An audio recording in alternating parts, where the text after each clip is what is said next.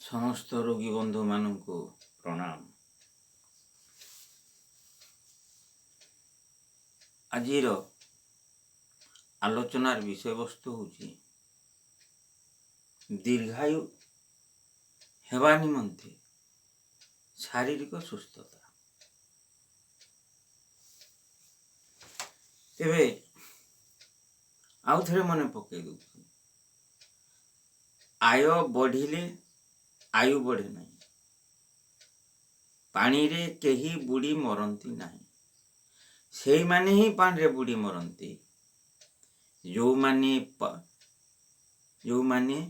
पहरा जानी न थांती, पुणी पानीर गभीरता केते, पानी स्रोतर बेग केते जानी न थांती, से माने ही पानी रे बुड़ी मरती। सेही भली से माने ही रोगरे मरी जाती जो माने ठीक समय रे चिकित्सा करती नहीं, खाद्य पथ्यापथ्य नियम पालन करती नहीं, जीभ लालसा बसत हुए तो पालन खाद्य प्रति गुरुत्व भी दियंती नहीं, जहा मिलला खाई गले। ए माने ही जीवन जाक रोग आक्रांत होती। तथापि केतेक परिस्थिति मध्य आमको रोगाक्रांत करे, जेभली माने जीवन शैली रे बेले बेले विभिन्न स्थान रे रहिबा को हुए। सेही समय रे पारिपार्श्विक परिवेश, खाद्यर परिवर्तन, अर्थात आम गोटे प्रकार नियमित खाई आसुथिले, आज परिवेश परिवर्तन हेतु आउ गोटे प्रकार खाद्यर अभ्यास करिया कहूछु। आउ केते खाद्य आम देहरे जाइनी, समस्त देहरे सब प्रकार खाद्य जाइनी, जड़े जड़े किसी खाद्य जोगी थांती, अथच जेतेबेले पारिपार्श्विक परिवर्तन हो गला खाइबा को बाध्य। एथिरे मध्य आमको शारीरिक असुस्थता आसीबो।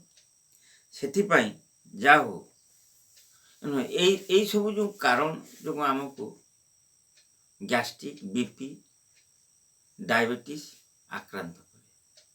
तथापि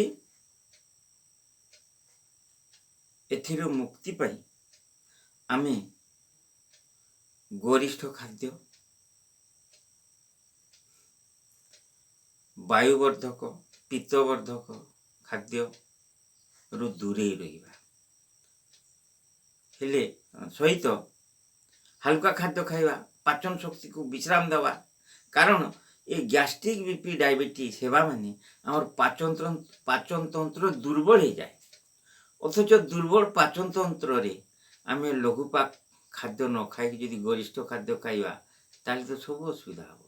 सुतरां एभली ठीक समय रे ठीक भाव रे चिकित्सित हवा, खाद्य पथ्यापथ्य पालन करिबा, आसन प्राणायाम करिबा, तत्सहित किछि समय आत्मा सहित परमात्मा को रिचार्ज करिबा, हेले शारीरिक सुस्थता आमर रहिबो, हेले आमे दीर्घायु हेई परिबा।